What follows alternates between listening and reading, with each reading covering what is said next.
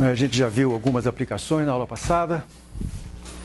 Essas aplicações, na verdade, têm o propósito de acostumar vocês com essa ideia, com esse formalismo, né? Como é que eu pego um problema qualquer de mecânica e como é que eu o formulo de forma a poder usar as equações de Lagrange. Eu quero convencer você de que esse é um procedimento relativamente simples, né? Tem uma certa receita que você vai seguindo e, ao final, você vai ter as equações de movimento. Claro que, em muitos casos, em alguns casos daqueles que eu mostrei aqui, você poderia ter chegado às equações de movimento sem usar o formalismo lagrangiano, claro. A graça do formalismo lagrangiano é que ele é uma receita que serve para qualquer situação. E eu mostrei algumas aplicações já que, se você tentar descrever as equações de movimento no formalismo newtoniano, você vai ter, no mínimo, muito trabalho. E algumas vezes vai ser meio invisível como é que você chega lá, né? Meio hermético. Ao passo que com o formalismo lagrangiano, eu repito, é uma receita que você segue. Essa receita, para essa receita, você tem que, em algum momento, estabelecer a conexão entre as coordenadas cartesianas e as coordenadas generalizadas que você vai usar. E essas coordenadas cartesianas, supostamente, estão expressas num referencial inercial. Isso é importante, né?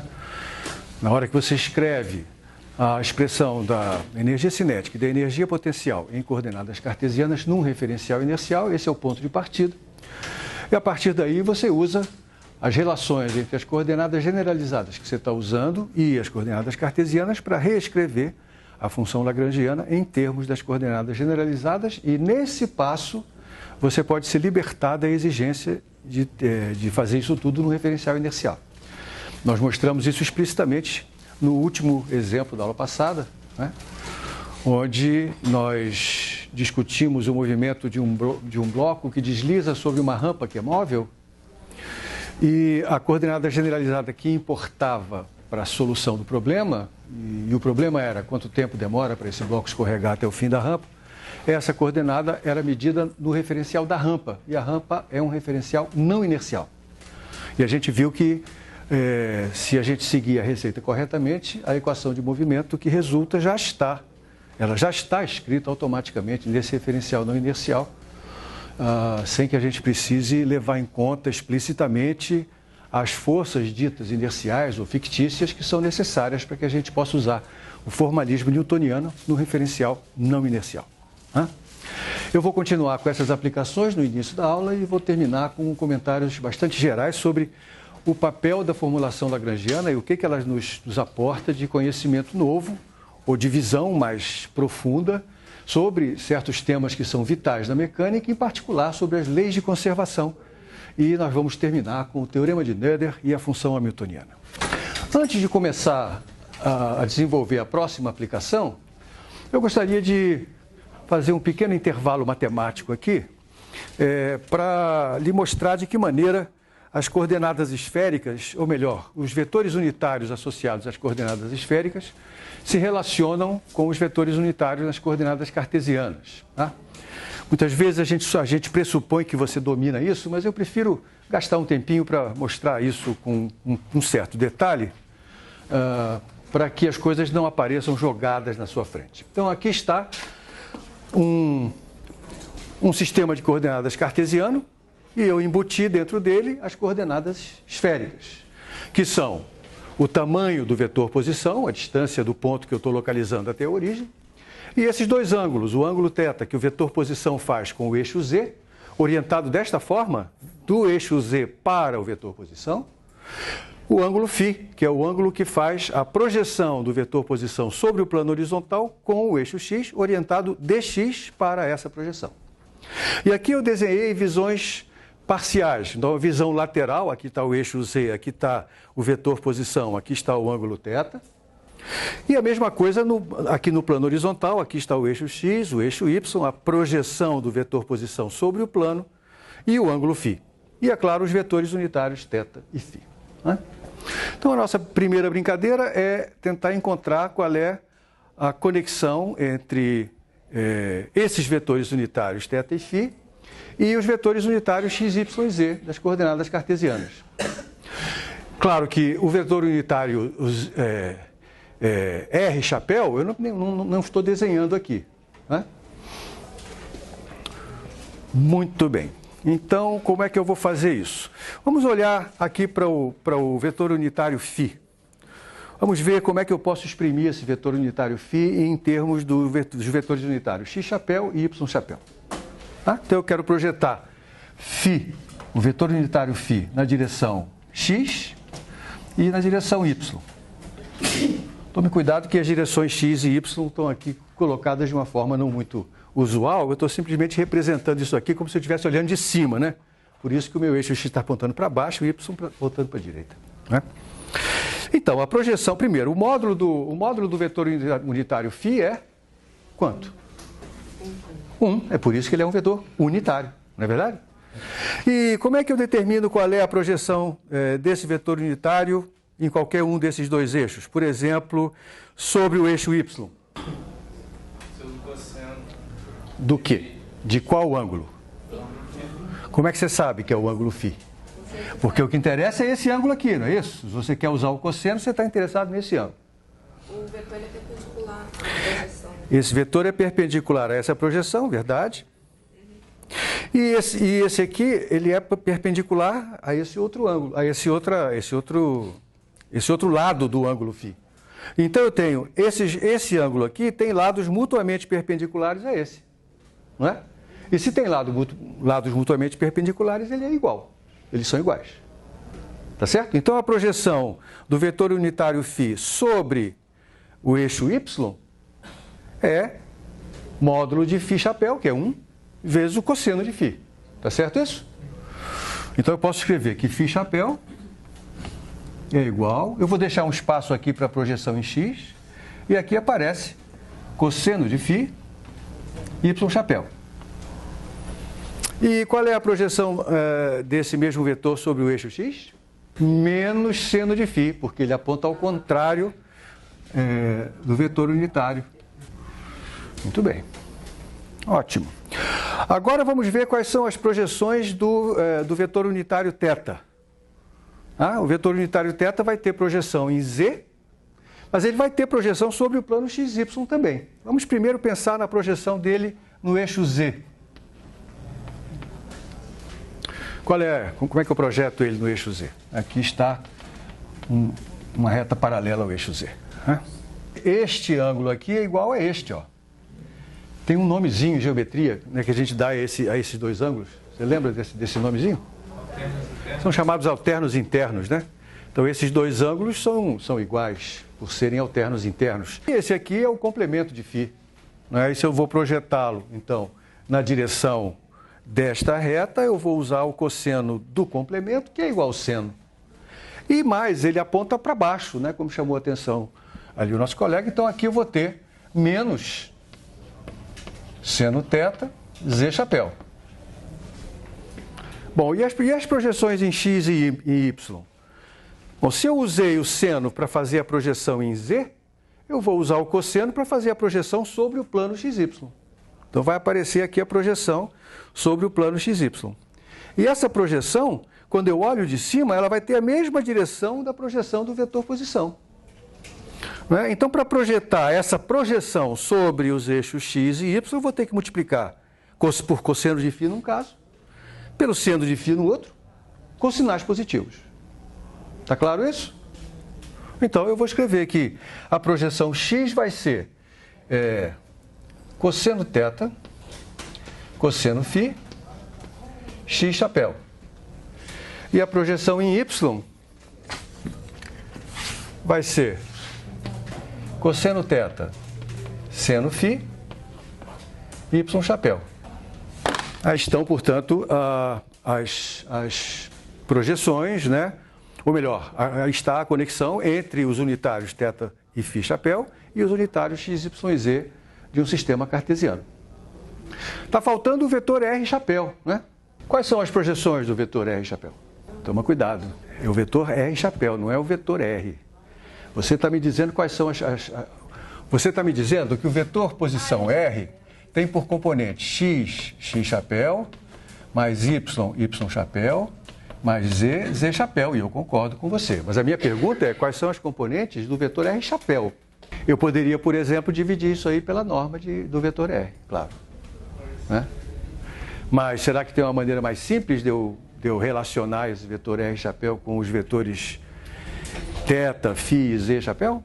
Ah, também tem esse truque, né? Eu posso usar o produto vetorial para isso. Né? E qual é o produto vetorial que eu tenho que fazer para obter o vetor R chapéu? É φ por θ ou θ por φ? Ah, muito obrigado.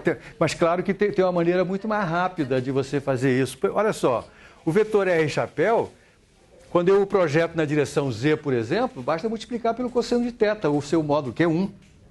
Então o vetor R chapéu vai ter cosseno de θ, z chapéu, não é? Isso, aí eu uso o seno de θ para projetá-lo na direção, no plano xy, e uso o ângulo φ, o cosseno, para projetá-lo em x e o seno para projetá-lo em y. Muito bacana. Então vai ficar seno θ, cosseno φ, x chapéu, mais seno θ, seno φ, y chapéu, mais cosseno θ, z chapéu. Eu gostaria que vocês gastassem um tempo sozinhos para recuperar, para montar sozinhos essa conexão entre as coordenadas cartesianas e as coordenadas esféricas, tá? E agora fizesse também, na verdade, o que eu estou fazendo aqui é montando a conexão entre os vetores unitários nas coordenadas polares e os vetores unitários nas coordenadas cartesianas, tá bom? Isso vai nos ajudar como? Por exemplo, assim, ó. Aqui está o vetor R, vetor posição R, escrito em coordenadas esféricas. Como é que eu escrevo ele? Isso, R chapéu. Ora, e se eu sei isso, então eu posso obter a velocidade R ponto, dr dt, nas coordenadas esféricas. Né? Vamos fazer isso? Então, R ponto. Ah, bom, aqui eu já vejo que eu vou ter duas parcelas, né? De cara. Porque eu vou ter R ponto, R chapéu, mais R chapéu ponto. Certo? Ah, e para obter R chapéu ponto, eu vou usar essa relação que eu estabeleci entre o R chapéu e os vetores unitários cartesianos, simplesmente porque os vetores unitários cartesianos não dependem do tempo. Essa que é a graça de eu conseguir escrever essa relação aqui. Lembre-se que nós fizemos coisa muito parecida quando estávamos trabalhando pela primeira vez com as coordenadas polares em duas dimensões. Fizemos exatamente isso aqui. Né? Um pouquinho mais simples porque não havia a componente, o ângulo θ envolvido. Né? Então vamos fazer isso. Eu vou tomar a derivada de R chapéu. Vamos lá? Então eu vou tomar a derivada desse aqui. Vão ter duas parcelas, aqui vai ter mais duas, aqui vai ter uma só. 5 parcelas. E aí? Né? Vamos ver. Estou derivando, então, essa primeira parcela. Isso aqui vai dar θ ponto cosseno θ. Né? Porque a derivada do seno é o cosseno, regra da cadeia, θ ponto. E eu copio o resto. Cosseno φ, x chapéu. Agora eu vou derivar esse termo aqui, né? E aí vai aparecer menos seno φ, φ chapéu. Então vai ficar menos seno φ, φ ponto. Então menos φ ponto, seno θ, seno φ, x chapéu. Eu vou usar o quadro todo. Agora, a segunda parte. Arregaça as mangas, θ ponto, cosseno θ. Me acompanha aqui porque fazer um erro nesse tipo de procedimento é a coisa mais fácil do mundo, né? Agora eu vou derivar o seno de φ. Então vai ficar mais φ ponto, seno θ, cosseno φ. E agora, menos θ ponto, seno θ, z chapéu. Muito bem, escrito dessa forma, isso parece um pouco, assim, difícil da gente entender o que isso quer dizer, né? Mas, na verdade, você vai ver que esses termos todos vão poder ser grupados de tal maneira a fazer aparecer esses vetores unitários, θ e φ. Vamos ver como é que a gente faz isso aí, ó. Olha só. Olha para esse termo aqui e para esse. Olha para este termo e este. Olha para este termo e este. Você está vendo que esses três termos, esse e esse, são parentes desse? O parentesco está estabelecido... Só tem o tetaponto multiplicando isso tudo, né? Então, esses três termos eu posso juntar, fatorar o tetaponto e fica tetaponto vezes teta chapéu. E eu já me livrei de três termos. Maravilha, né? E agora o que sobrou? Vamos ver. Sobraram esses dois. Seno θ, seno φ, seno θ, cosseno φ. O seno θ está presente nos dois, né? E o φ ponto também. Então eu poderia fatorar isso, não é verdade? Se eu fatorar isso, o φ ponto e o seno θ, vai sobrar menos seno φ x chapéu mais cosseno φ y chapéu. Então ficou mais φ ponto, seno θ e chapéu. Pronto. Lembre que no caso das coordenadas polares bidimensionais, era um pouco mais simples, porque não tinha o θ nessa brincadeira, não é verdade? É como se o θ fosse sempre π sobre 2, porque ele está rodando aqui no plano XY. Então, não aparecia essa parcela, e aqui, ao invés de aparecer φ ponto seno θ, π sobre 2 é 1, aparecia φ ponto φ chapéu. Então, isso aqui se reduz àquilo que a gente tinha visto antes. Isso quer dizer que eu posso levar isso aqui em cima e eu tenho as três componentes esféricas do vetor velocidade. R ponto, R chapéu. Eu vou inverter a ordem, que a gente costuma escrever sempre assim, o R, depois o φ, depois o θ. Mais φ ponto, seno θ, φ chapéu, mais θ ponto, θ chapéu, mas isso tudo aqui está multiplicado por R. Pronto, aí está o vetor velocidade escrito em coordenadas esféricas. Legal? Se eu quiser obter... veja, vamos entender a física que está escrita aqui. A componente radial, componente na direção R, só depende da taxa de variação do módulo do vetor posição. Então, como exemplo, se eu estiver descrevendo uma partícula que se move sobre a superfície de uma esfera, então essa parcela é nula. Não é? Porque o R ponto é zero. Isso aqui, quando não for zero, significa que ela está me dizendo com que rapidez essa partícula se afasta ou se aproxima do centro da esfera, ou da origem, né? Agora eu não estou falando mais de esfera. Então, se R ponto é positivo, eu estou me afastando da origem. Se R ponto é negativo, eu estou me aproximando da origem. Essa parcela aqui, que é o R φ ponto seno de θ, ou R seno θ φ ponto, a gente costuma pensar dessa forma, porque o R seno θ é o módulo da projeção sobre o plano XY, né? Então, é a projeção no plano XY multiplicada pela velocidade angular na direção φ, né? E, de novo, isso você já sabia, isso aqui tem a ver com a coordenada cilíndrica, não lembra? A coordenada cilíndrica não era exatamente isso?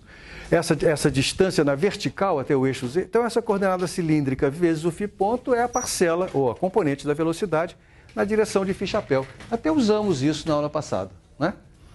Que é essa parte que aqui está.